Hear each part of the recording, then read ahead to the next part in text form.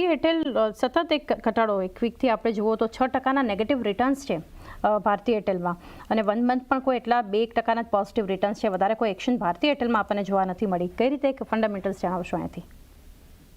Yeah, I think મને વેલ્યુએશન્સનો concern છે. No doubt આ વર્ષમાં there is an expectation કે આરપુમાં વધુ વૃદ્ધિ થાય, અને in terms of subscriber quality I think ભારતીય એરટેલ is બેસ્ટ પ્લેસ, અને દેટ ઇઝ વાય આપણે જ્યારે બી રિપોર્ટેડ નંબર્સ આવે છે ત્યારે આરપુ વાઇઝ જોઈએ છે કે Bharti Airtel always leads the pack, followed by Jio and then Idea, Vodafone, બધા કંપનીઝ. એટલે એવા સંદર્ભમાં I think no doubt it's the finest of the telecom carrier players.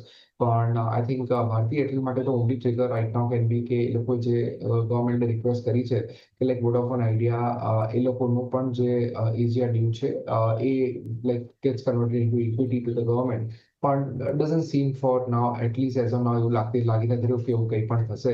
But still I think I believe કે વેલ્યુએશન્સ એક્સપેન્સિવ હોવાથી હમણાં avoid કરવાની સલાહ છે. હાલ તો એક વ્યૂ અવોઇડ માટે આપણને એક સ્ટોક પર ખાસ કરીને બનતો બતાવી રહ્યો છે. આ સિવાયના